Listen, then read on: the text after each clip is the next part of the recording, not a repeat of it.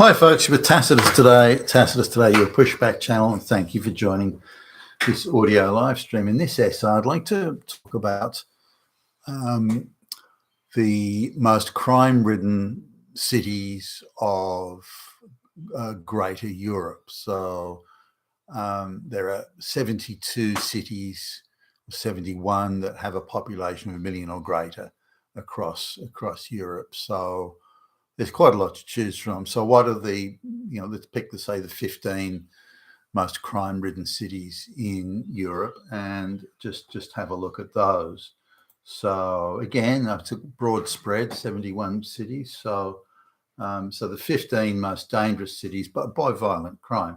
This is stabbing, bashing, acid attacks, this sort of thing. So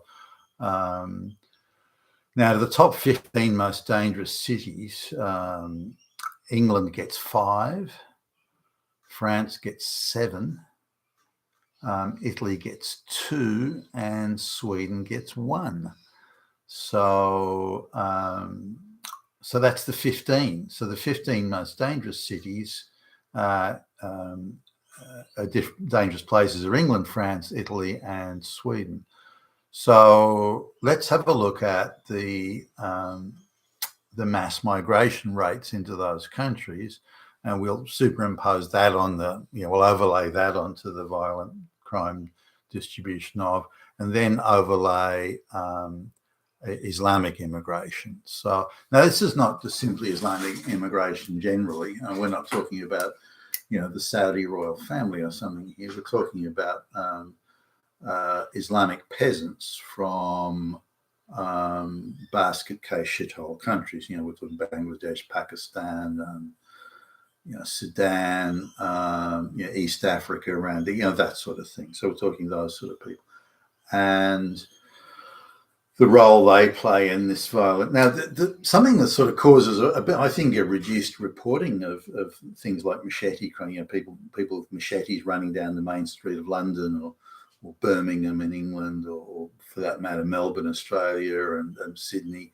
So you get these gangs of dark brown, black, primarily Islamic, but not only, but primarily Islamic folks, so younger men typically that run up and down, having machete fights in shopping centres, down the main street, and so on. Now, why does the media, so unless it's a very public display of machete fighting, the media tends to downplay it. And if they do a story about it or cover it at all, they'll always make sure to add in a story about evil white neo-Nazis that are everywhere. So they'll try and downplay it and counterbalance it with, look how evil white people are, Nazis, Hitler, swastikas, when that's not the story. They've got to invent the white bad people story. Now, just on typically it's brown and black people killing and hacking at each other with the machetes.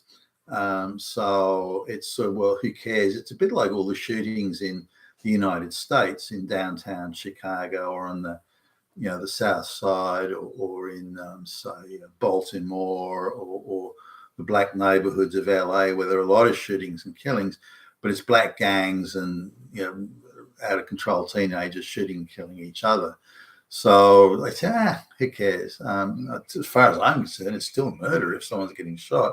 Well, why should it matter that the person that getting shot or murdered was black, or that the person doing it was black? That should be irrelevant. It's still a murder, isn't it? I would think so. But this is the distribution of this sort of mass migration, and where the crimes are being committed. If you do the overlays of that mass migration and then the type of mass migration, it mirrors exactly the sort of distribution of violent crime. Now, the West, France and Britain in particular, but Germany too, has imported this crime right into the middle of their societies. And for what benefit, no one can really say. What enriched, or you get a Islamic restaurant? I don't know. Well, what is the benefit exactly? The disbenefits are very clear, very clear. You get a dirty, high crime ghettos and enclaves that spill over into the main shopping centres and the main streets and the downtown shopping malls and this sort of thing. Sure, you get that, but it's hard to see what the benefits of this mass migration are. Again, the disbenefits are. So I just wanted to cover this. Out of 71 cities, the 15 most dangerous are all in Western Europe, mass migration places. France and Britain really taking 14 out of the 15, 12 out of the 15 being France and Britain, 2 being Italy and 1 being Sweden. But to me, this is a stark illustration of why mass migration is a bad idea unless you have a very high bar or even a decently high bar for qualifications, credentials, capabilities, and so on. Bringing illiterate third world dirt poor basket case peasants in with their machetes as migrants clearly isn't working and was always a dumb idea. You've been Tacitus today, your pushback channel. Thank you for listening.